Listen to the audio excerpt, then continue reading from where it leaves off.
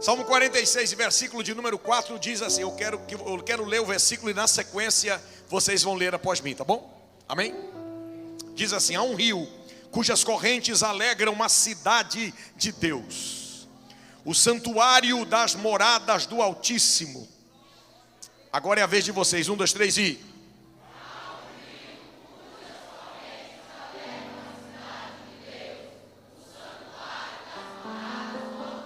Agora nós juntos, todos juntos, 1, 2, 3, já. Há um rio cujas correntes alegram a cidade de Deus, o santuário das moradas do Altíssimo. Vale um amém? Tome o seu assento, olhe de lado e diga para a pessoa que está mais perto de você: por favor, não me atrapalhe.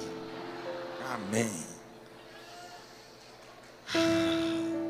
Querido povo de Deus, nós acabamos de ler um versículo no livro dos Salmos. E aqui no Salmo de número 46, há uma descrição de um rio. Um rio que aqui está descrito na cidade de Deus. A cidade de Deus é muito fácil de identificar. É a chamada Jerusalém. Só que esse texto fala de um rio perene. E a palavra utilizada no texto sagrado para rio perene é Nahar. Interessante que esse termo hebraico indica um rio de água constante. Diferente quando é usado para ribeiros sazonais, que é Nakhal.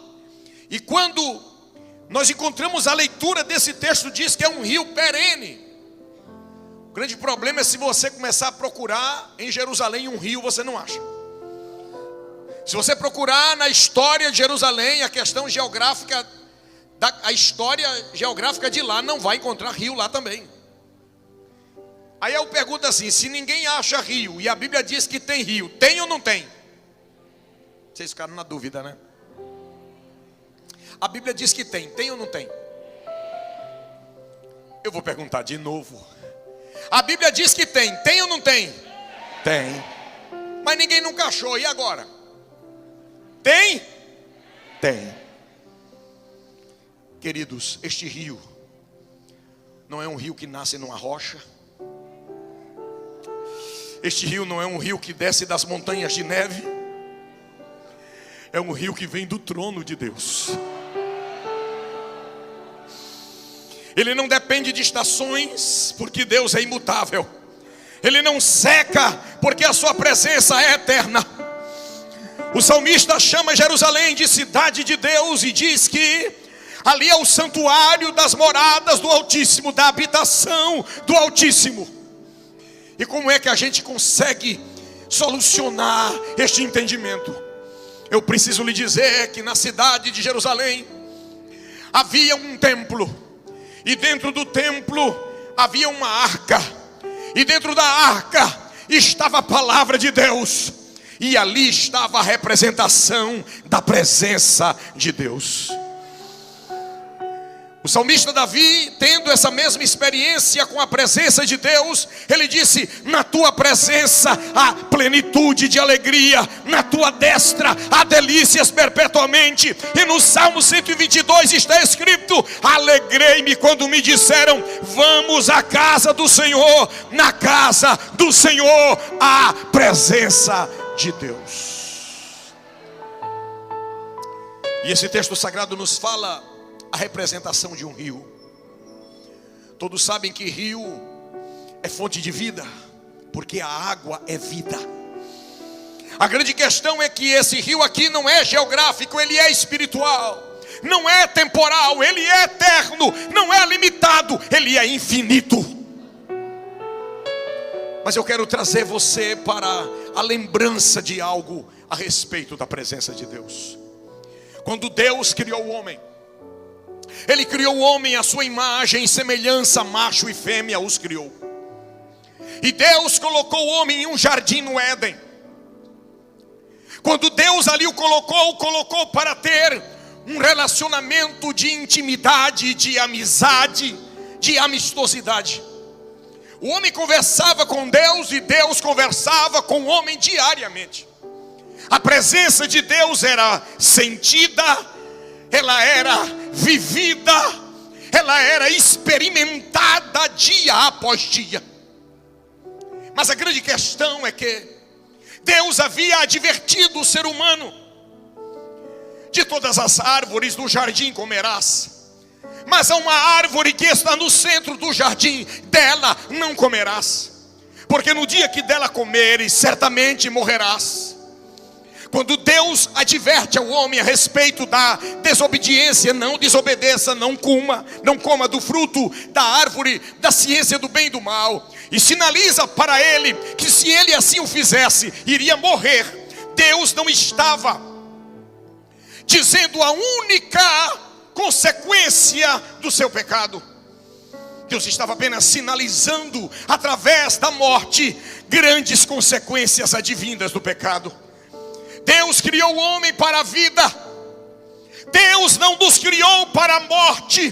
Deus nos criou para viver, mas o pecado trouxe morte. Deus nos criou para a saúde. Deus não nos criou para adoecer. O nosso organismo foi composto de uma maneira a resistir qualquer vírus e qualquer bactéria. Mas o pecado trouxe doenças. Deus nos criou para a amizade com Ele. Aleluia. Deus nos criou para a convivência com Ele, em proximidade. Mas o pecado fez separação entre o homem e Deus e criou um abismo entre eles. Deus nos criou para vivermos com Ele eternamente, mas por causa do pecado, uma condenação eterna veio sobre a humanidade. Condenação esta que não foi preparada para o homem, foi preparada para o diabo e os seus demônios. Mas quando o homem aderiu ao pecado de Satanás, aderiu também a mesma condenação colocada para ele. O homem passou a viver longe de Deus. Ele foi expulso do jardim, perdeu a presença de Deus. Pior, já na expectativa de uma condenação eterna, para viver eternamente distante do Senhor. A Bíblia mostra que quando o Senhor tirou o homem do jardim, a comunicação do homem com Deus passou a ser apenas em palavras, vozes, sonhos, revelações. Mas a convivência íntima, de conviver, o homem perdeu.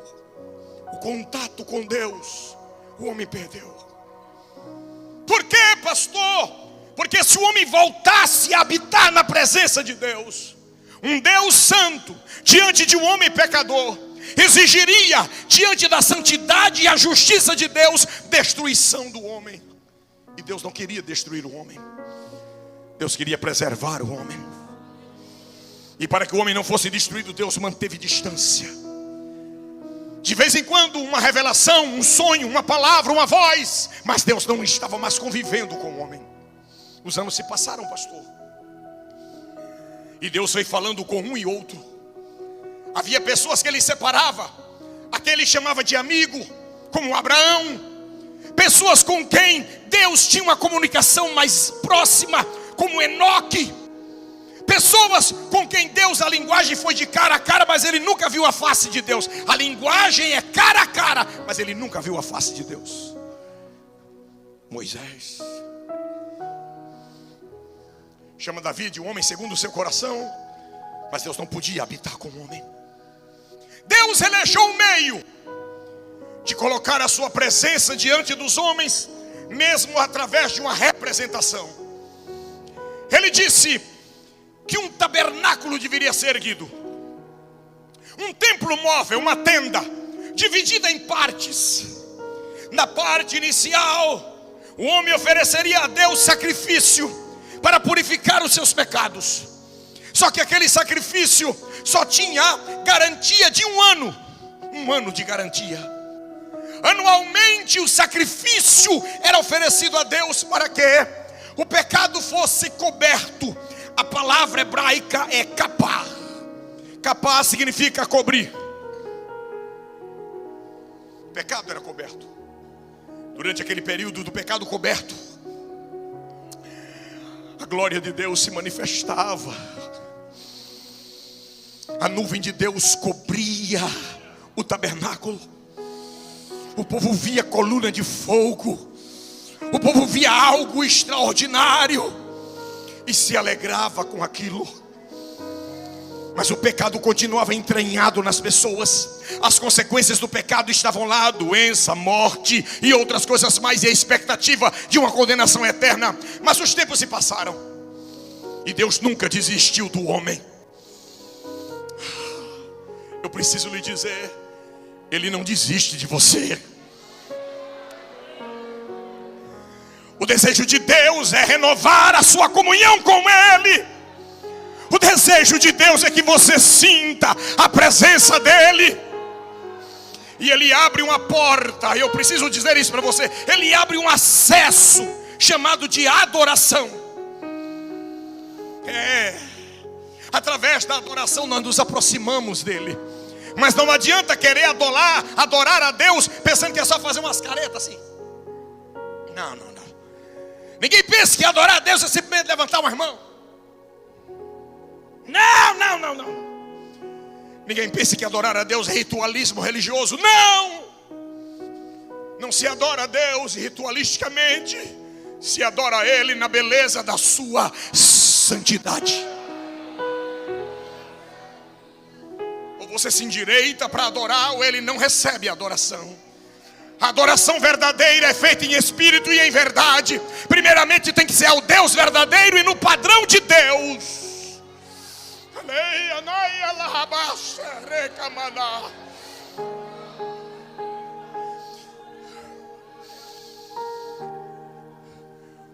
O tabernáculo é desativado, um templo é edificado, mas a essência da presença é a mesma. A Bíblia diz que no dia, coisa linda, no dia que o templo foi inaugurado, a arca da aliança entrou de templo adentro. Lá vem nos ombros dos sacerdotes, dos levitas. E quando a arca vai entrando, os sacerdotes que já estavam lá, eles faziam assim. O que é isso? Eles não conseguiam ficar em pé, porque a arca que carregava a presença de Deus ia entrando.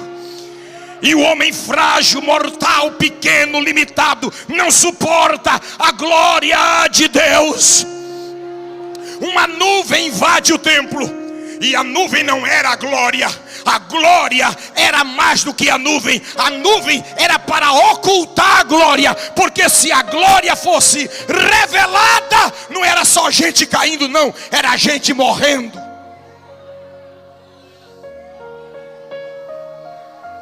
E a nuvem entrou, e os sacerdotes caíam.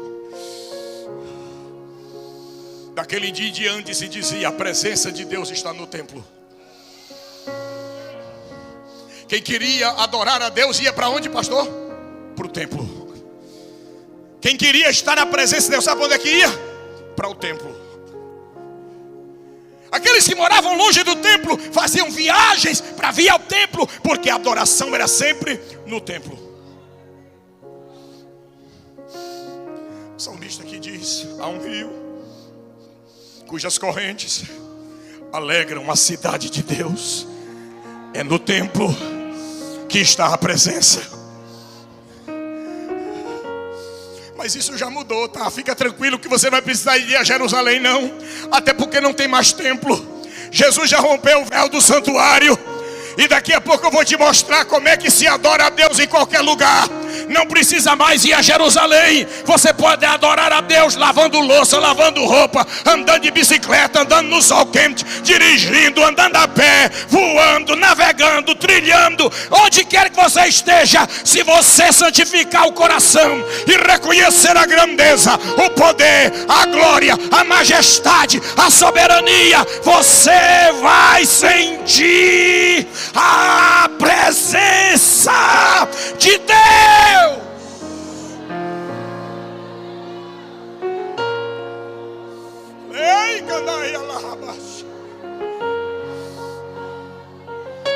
Mas ele faz questão de dizer que o símbolo da sua presença é um rio, é água. Ele vai se revelando ao povo de Israel, mas ele se aborrece com o povo de Israel. Por quê, pastor? Olha, gente, aqui do meu lado colocaram um copo com água. Dá para abrir, obreiro?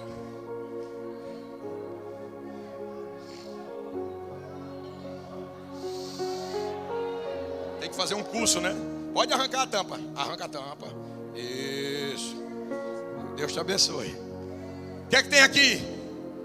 Água. Vocês acham que essa água dá para matar minha sede? Nem a sua. Se eu tomar, eu me conformo. Mas não dá para atender a sede de todo mundo aqui. Nem a minha. É só para dar uma conformação. Mas não dá para atender de todo mundo. Agora eu pergunto a você: se esse copo for furado, fica pior? Oi? Um copo direito com água dentro dá para dar uma escapadinha. Mas se esse copo for furado, serve? Responda, serve? Agora me diga, quem é que em São Juízo troca um copo furado por uma torneira aberta? Vamos para a linguagem bíblica, bora? Quem é que troca uma cisterna? Você sabe o que é cisterna? Quem sabe o que é cisterna? Oh, meu Deus, o povo mais novo não sabe o que é cisterna mais, meu Deus. Só os mais velhos, só os velhos levantaram a mão, é. Tudo bem, deixa para lá. Peguei. Mas você sabe o que é um balde? Imagine você trocar um balde quebrado, abrir mão de uma fonte que não para de jorrar por um balde quebrado. Quem faz isso a gente chama de quê? Mas que é louco. Quem troca uma fonte que não para de jorrar por uma bacia quebrada, ele é o quê? É louco. Pois Deus olhou para o povo de Israel e disse: o meu povo, o povo a quem eu criei, fez duas maldades.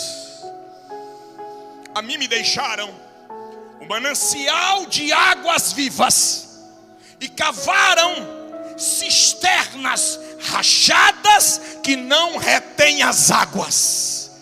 Você sabe o que Deus estava dizendo?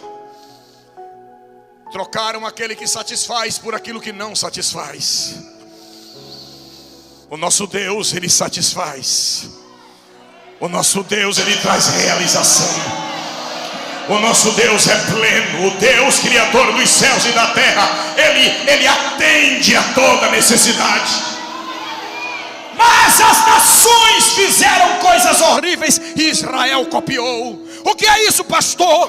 Construíram ídolos, construíram imagens e chamaram-nas de deuses.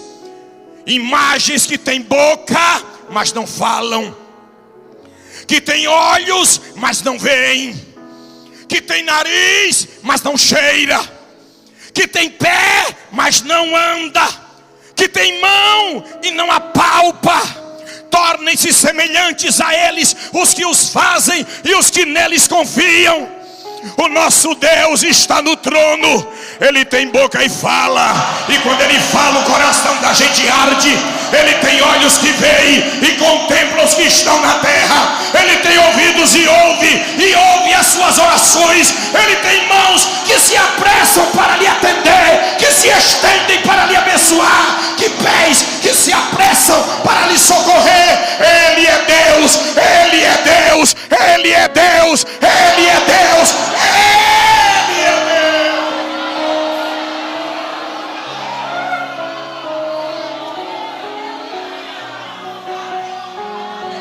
Ainda hoje há pessoas que preferem adorar a homens, adorar a estátuas, a adorar a Deus. Agostinho disse: fizeste-nos para ti, Senhor, e inquieto está o meu coração enquanto não repousa em ti. Você já percebeu que os homens, os seres humanos, têm sede de Deus constante? Você tem sede de Deus? O Senhor tem sede de Deus? Você tem sede de Deus? O problema é que os homens estão procurando saciar a sua sede de Deus com coisas que não são de Deus. Tem pessoas querendo saciar a sua sede de Deus, pastor, em uma carreira profissional. Dedica suas expectativas, sua esperança, suas energias, suas forças, sacrifica tudo em torno disso, e nunca ficará satisfeito. Sabe por quê? Porque o vazio que habita a alma do homem só é preenchida por Deus. Há pessoas que lutam e fazem de times ídolos, e fazem de partidos ídolos, e fazem de homens ídolos, e fazem de satisfações ídolos. Querem preencher o âmago de sua alma, o vazio de sua alma, o centro de sua alma, com sexo libertino, com questões filosóficas, com questões que turbam a mente, e continuam com o coração vazio. Sabe por quê? A sua alma só se realiza em Deus. Ou você busca Deus, ou vai continuar vazio para o resto de sua vida.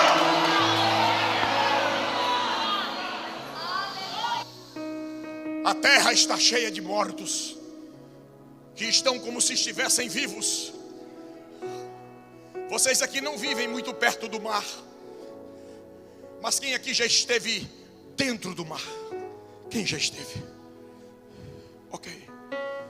A minha vida inteira foi morando à beira-mar, pastoreei igrejas à beira-mar, fiz batismos à beira-mar, entrei em embarcações e vi de mar, foi até alto mar, tive a alegria de sobrevoar oceanos para lá e para cá. Eu posso lhe dizer alguma coisa do mar. O mar é lindo, o mar apresenta uma sensação de vida, de movimento, mas existe um mar, chamado Mar Morto. Ele está a mais de 400 metros abaixo do nível normal do mar. Quando você chega no Mar Morto, você olha para ele e diz: parece que está vivo, não parece que está morto. A água é linda, a água é bela, é azulada. Quando você entra no Mar Morto, começa a ter decepções. O grau de salinidade dele é em média 10 vezes mais do que qualquer outro mar. Se você for entrando e entrando e entrando, daqui a pouco ele lhe tomba e lhe faz flutuar na água e boiar. Você não afunda, porque a salinidade é tamanha que você não afunda. Se você quiser pescar lá, não vai ter condições. Lá não tem peixe, é por isso que é chamado de Mar Morto. No estado do Utah, nos Estados Unidos, existe um mar parecido, que também chamam de Mar Morto, mas lá ainda se desenvolve um tipo de camarão. Mas no Mar Morto, onde era Sodoma e Gomorra, nas cercanias de Jericó, o mar é morto. Mas você olha para ele e diz: não parece, mas ele é morto. Sabe a que isso se assemelha? A vida de um homem que ainda não encontrou a presença de Deus. Você anda para lá e para cá e as pessoas dizem: puxa, como você está bonito, você está bem, você está atlético, você está muito bem penteado, está bem arrumado, como a sua presença é marcante, que vitalidade, você tem presença de palco, você é uma pessoa extraordinária. E as pessoas vão sendo elogiadas como se estivessem vivas, mas as pessoas estão mortas, porque a verdadeira vida está na presença de Deus. Paulo diz: e vos vivificou, estando vós mortos em ofensas e pecados. Ou a pessoa aceita Jesus como Salvador, ou vai permanecer morto.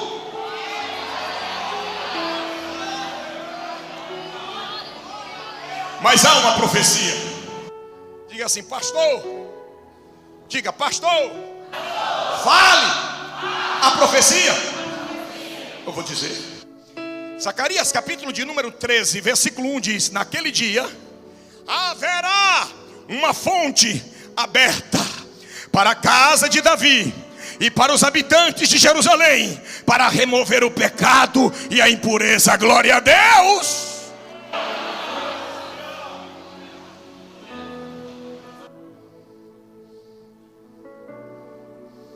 A profecia bíblica diz que haveria uma fonte surgindo contra o pecado e contra a impureza. As pessoas devem ter ficado pensando: mas o que será isso? Os anos se passaram. Daí a pouco, deixa eu te falar uma coisa. Alguém aqui já viu um rio nascer? O maior rio do mundo é o rio Amazonas. Ele nasce de uma maneira inexpressiva, pastor. O senhor já teve a oportunidade de ver? Ele fica no Peru, na província de Ucayali, em uma montanha a mais de 4.000 metros de altitude. E eu tive a alegria de ver o filete de água. Quando você olha, você diz assim: não, isso aqui não é o Amazonas. É uma rachadinha que tem em uma rocha. E fica fazendo assim, ó.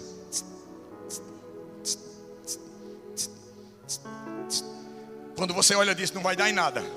Só que aquela água desce. E ela vai se acumulando. E ela vai sendo alimentada. E ela vai criando caldos.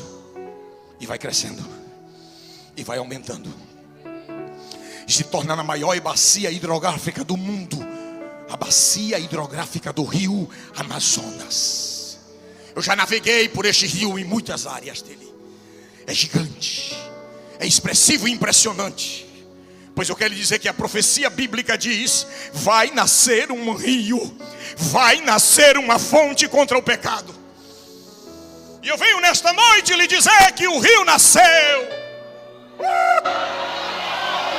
Aleluia! Ele nasceu num lugar meio estranho. Era uma manjedoura. Lá estava Maria e José. A companhia dele eram animais irracionais. E o rio brotou. O rio brotou. O rio deu uma volta no Egito e voltou para Cafarnaum. E o rio se apresentou no templo com 12 anos já de água correndo.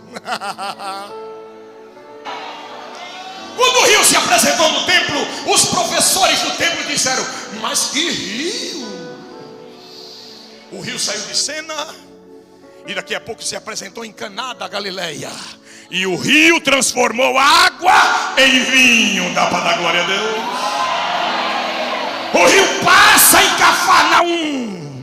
Tinha um paralítico deitado na cama. O rio mandou o paralítico levantar. Ele saltou, pegou a cama e saiu com ela, glorificando a Deus. O rio passou em Jericó, limpou os olhos do cego e ele passou a ver. O rio passou em Naim, tinha um rapaz morto, o rio ressuscitou. O rio passou no tanque de Siloé e lá um outro cego passou a ver. Passou por um lugar, 10 leprosos foram limpos pelo rio. E o rio vai passando. De repente o rio chega na cidade de Sicar. O rio encostou em um poço. Era o poço de Jacó que estava do lado e o rio do outro.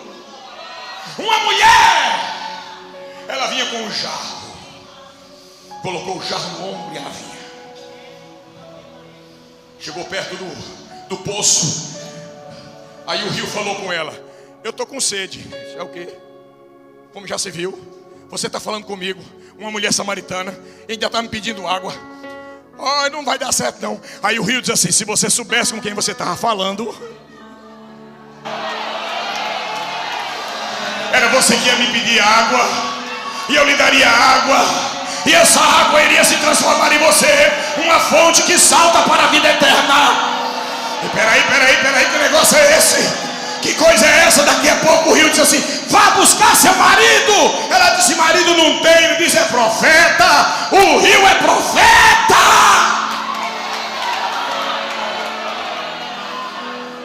Já que o senhor é profeta e entende as coisas de Deus, eu quero lhe perguntar: esse negócio de adoração, diga de novo: adoração.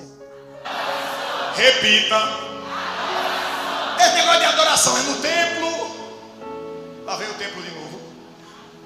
Ou no monte? Porque o meu povo, o povo da minha raça adora no monte, o povo de vocês adora no templo. E agora eu não sei mais, é no templo, é no monte. Ele diz: minha filha, no negócio não é o lugar. Não depende do lugar. Não depende do lugar. Primeiro tem que ser ao Deus verdadeiro. Se quiser adorar qualquer outra coisa, já perdeu a viagem. Se quiser adorar o homem, já perdeu a viagem. Se quiser adorar objeto, já perdeu a viagem. Se quiser adorar sistema, já perdeu a viagem. Se quiser adorar qualquer coisa, já perdeu a viagem. A adoração só quem suporta é Deus, é Deus, é Deus. Tem que ser em espírito, porque Deus lhe fez espírito, para que na condição de espírito você tenha contato com Ele. Tem que ser autêntico. A mulher sentiu que o negócio foi muito apertado. Ela disse, oh, esse homem está exigindo demais. Esse critério dele é muito apurado. Ela disse assim, olha o que foi que ela disse.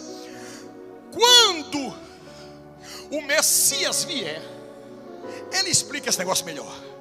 Aí Jesus olha para ela, o rio, diz assim, sou eu. Está esperando o Messias?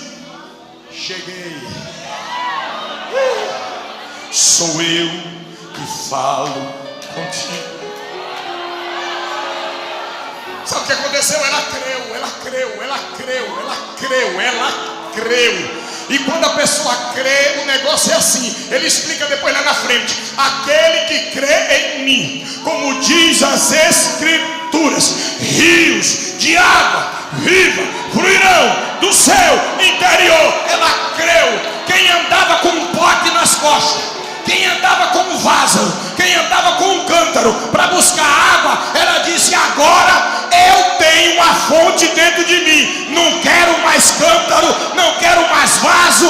Agora eu tenho água dentro de mim. Agora!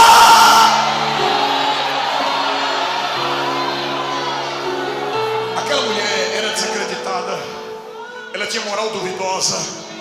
Ela vinha sempre ao poço ao meio-dia para não se encontrar com ninguém. As mulheres não queriam conversar com ela. Os homens tinham medo de ser assediados por ela. Mas quando o rio brotou, deu um banho por dentro, deu um banho por fora, lavou a mente, lavou o coração, lavou a boca, lavou o juízo, lavou tudo. E ela começou a dizer, eu achei o rio, eu achei o Salvador, eu achei o Cristo. As pessoas correram e creram em Jesus também. Só que para o rio chegar até Caxias, ele tinha que fazer jorrar para o cumprimento da profecia. Vocês se lembram que lá atrás, para o pecado ser coberto, era necessário um sacrifício? Se lembra? Eu falei. Agora o rio tinha que sacrificar. Por isso ele se entrega. Ninguém pense que Jesus foi tomado à força. Ninguém pense que Jesus foi feito uma emboscada e agora ele não escapa não. Não. Quando vieram buscá-lo, viu os senhores aí da força? Quando os soldados chegaram lá para prender Jesus, disseram assim, estamos procurando a Jesus do Nazareno. Ele disse, sou eu. Foi o que aconteceu, pastor? Todo mundo, bum. Como é que é? Eu estou procurando Jesus de Nazaré, sou eu. Brá. Aí Jesus mesmo se entrega, pode levar, me leva. Chegou o tempo do sacrifício expiatório, porque agora o pecado não seria mais coberto, ele seria arrancado. A palavra profética de João Batista diz, eis aí o Cordeiro de Deus que tira, não é que cobre, é que tira, é que arranca, é que quita, é que resolve, é que soluciona. Ele tira o pecado. Jesus é levado, é julgado injustamente, condenado injustamente, mas tudo faz parte do processo. Ele é chicoteado ao ponto de suas costas borbulharem sangue, os seus pulmões serem vistos à mostra, o seu sangue é derramado, ele é pregado numa cruz e erguido, uma coroa de espinhos em sua cabeça, encravada no crânio. Chega o momento que ele começa a dizer, Pai, perdoa-lhes, eles não sabem o que fazem. Olha para a sua mãe e diz, olha, aqui João toma conta dessa mulher, recebe na tua casa e vai falando com um e com o outro, mas chega um momento em que o rio diz: a obra está completa. Ele grita: tetelestai, uma palavra grega que era utilizada quando uma dívida era paga e ninguém mais poderia cobrar. Então ele grita: eu paguei a conta, eu liquidei a fatura, eu resolvi a questão. Levanta os olhos aos céus, entrega o espírito a Deus e tomba a cabeça. Os guardas romanos vêm para quebrar as pernas dos ladrões que estão pregados à direita e à esquerda. Quando chegam perto de Jesus, percebem que eles já estavam mortos. Mas para conferir a questão, eles pegam uma lança e não dão uma riscadinha de lado, eles traspassam o corpo de Jesus com a lança. Para vocês terem ideia, o rasgo foi tão grande que depois da ressurreição, quando Tomé duvida, Jesus fala assim: põe o teu dedo na minha mão.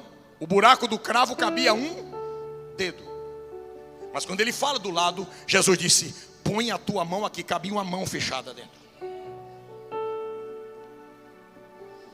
Rasgo. E quando a lança traspassou a Jesus, a Bíblia diz que saiu sangue e água.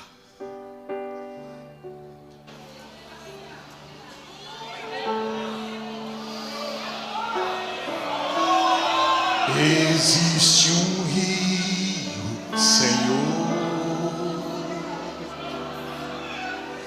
que flui do teu grande amor, águas que correm do trono,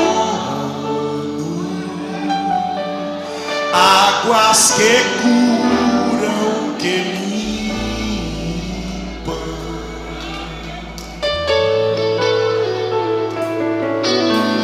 Por onde o rio passar,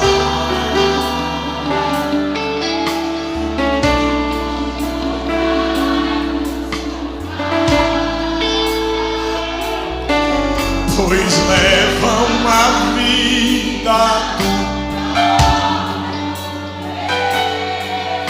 Este rio está neste lugar. Eu quero que você levante a mão para dizer: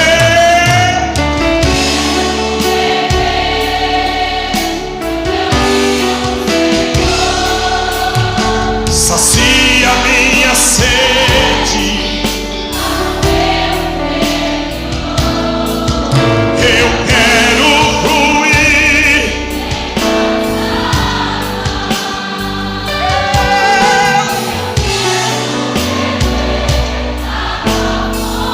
Diga lá. Levante a mão, aponte para o céu e diga: tu és a fonte, Senhor.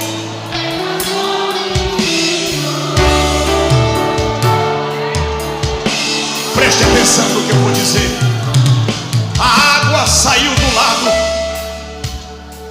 Naquele exato momento, não parem de tocar, baixinho, mas continuem tocando assim mesmo. Aquela água que saiu do lado de Jesus, há quem diga que foi o pericárdio que foi rasgado. Não me interessa. Interessa que a profecia se cumpriu. A água jorrou. A fonte emana do Calvário. O trono da graça de Deus é o Calvário. A cruz é o trono da graça.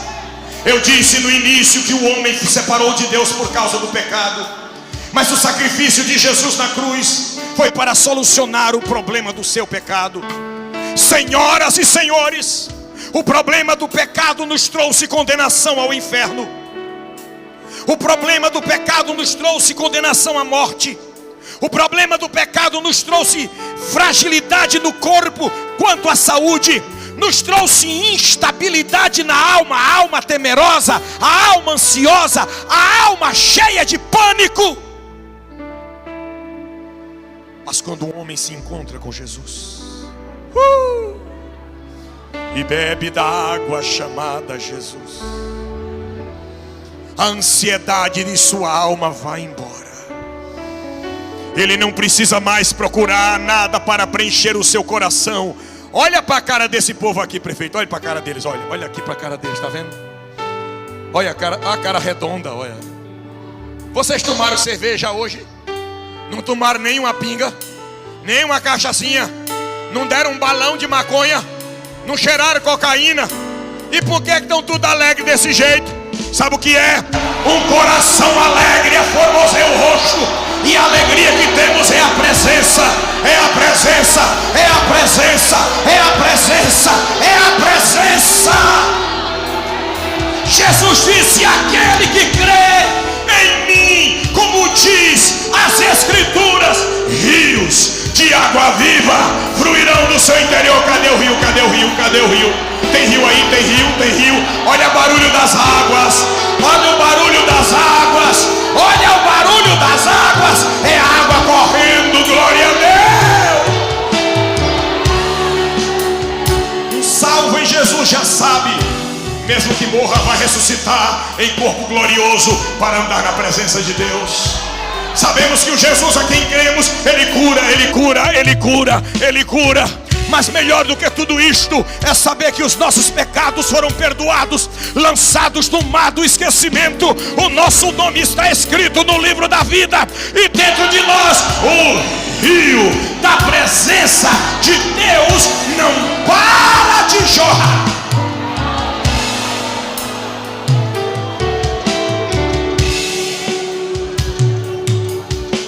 Eu quero saber nesta noite, quem é que deseja saciar a sede em Jesus? Será que tem alguém aqui nesta? Vamos ficar em pé, vamos ficar em pé, vamos ficar em pé. Nós vamos começar a fazer o convite. E eu quero saber quem está lá fora, quem está aqui dentro e deseja beber da água chamada Jesus.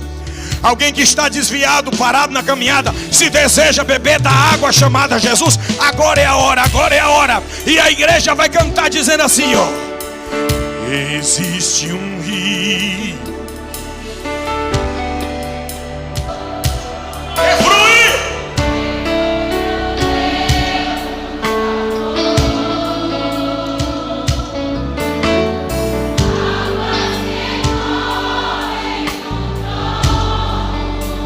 Onde está a primeira pessoa que nesta noite vem para Jesus? Que limpa por onde ele passar, por onde o rio tudo vai transformar.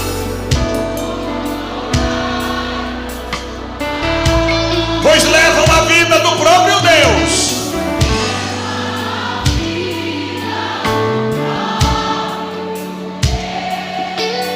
Este rio está, oh aleluia. Quem quer beber, beba de graça. Jesus disse: se alguém tem sede, venha a mim e beba. Jesus disse: aquele que crê em mim receberá um rio de água viva dentro dele. Deus disse: ó vós todos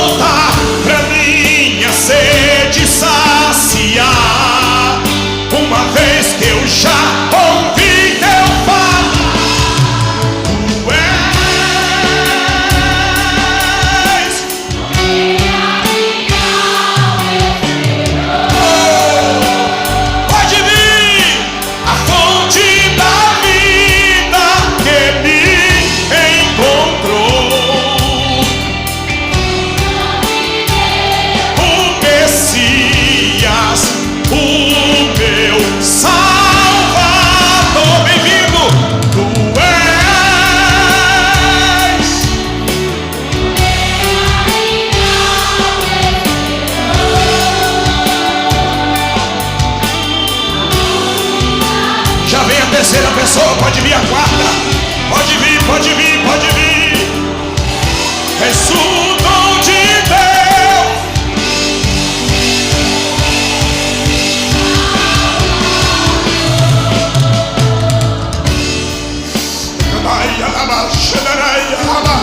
Mais uma vida preciosa, veio sozinho, ó. Que coisa linda. Pode vir, venha, venha beber, venha beber. A fonte já está jorrando aí, ó. A fonte já está jorrando. A fonte já está jorrando, glória a Deus. Diz assim, ó.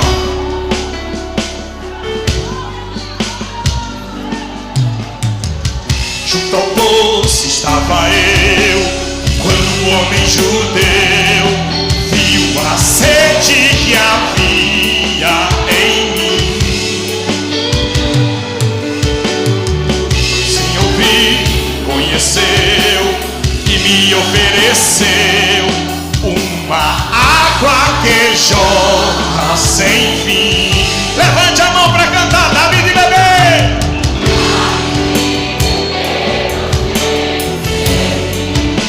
Não quero mais em outra fonte. Eu não precisarei aqui voltar pra minha sede saciar. Uma vez eu já ouvi teu falar. Tu és.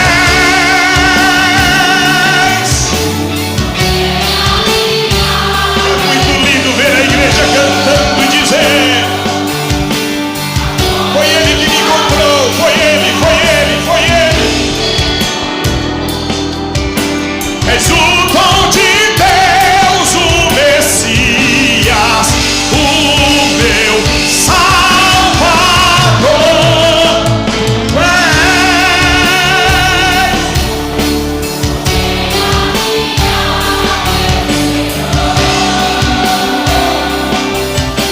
A fonte da vida que me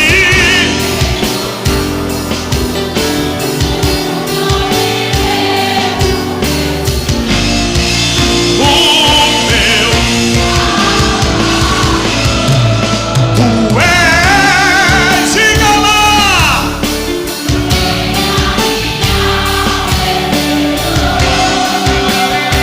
A fonte.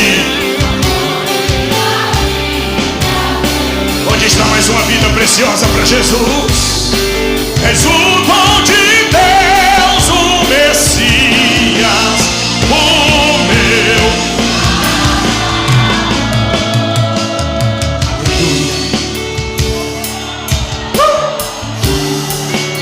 Existe um rio. Existe um rio. Existe. Existe um. Existe um Senhor. O rio está aqui. Lá fora, onde estão aqueles que vão oferecer de beber a quem está com sede. Oh! Águas que correm do trono de Deus, do trono da graça.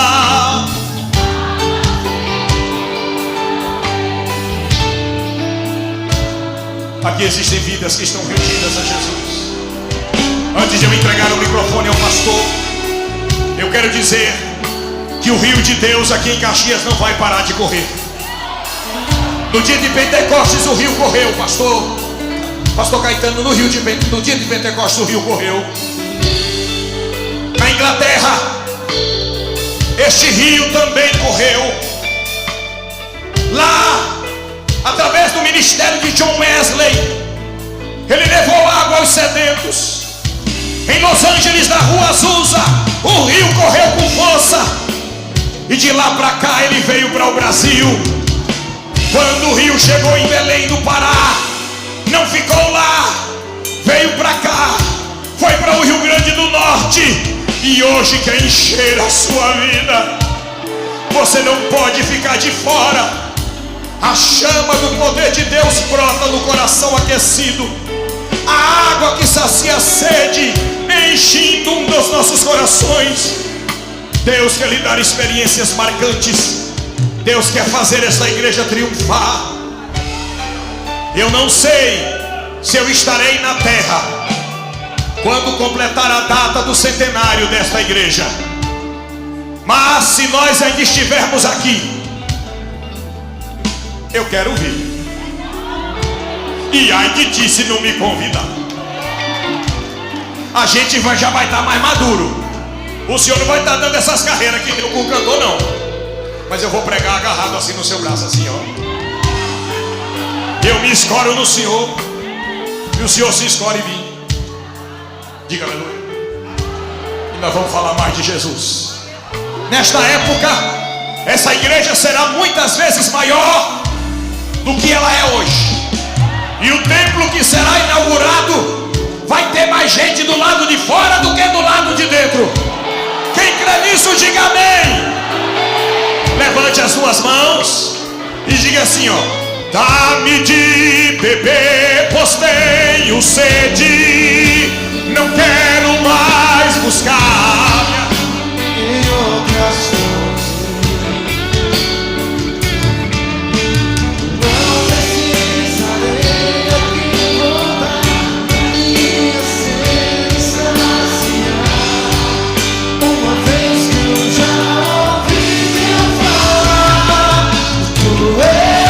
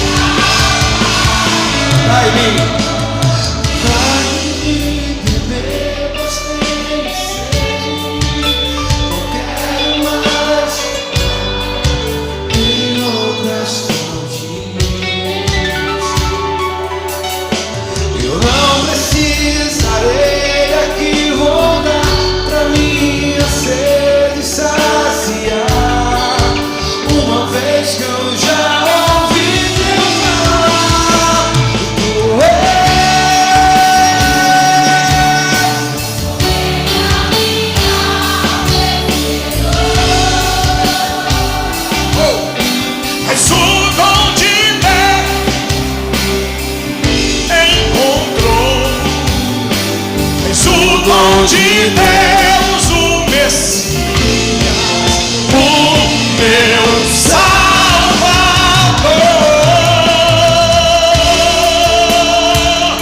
Levante a mão, diga Jesus, diga Jesus, eu te dou graças, porque eu já bebi da fonte.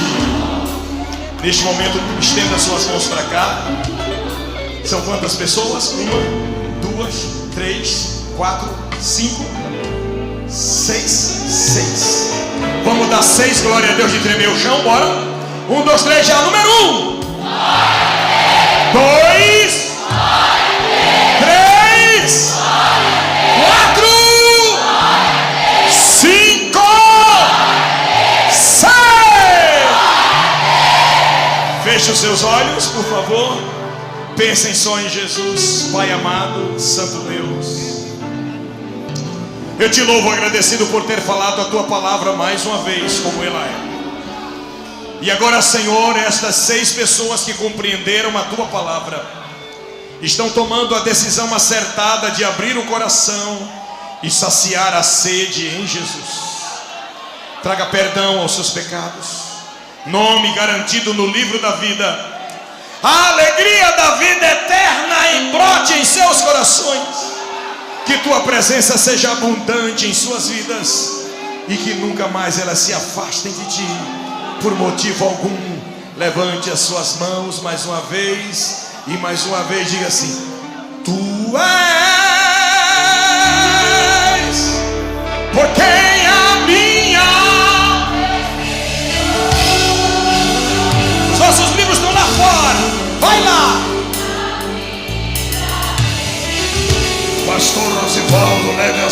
Maria, que deu uma palavra aí.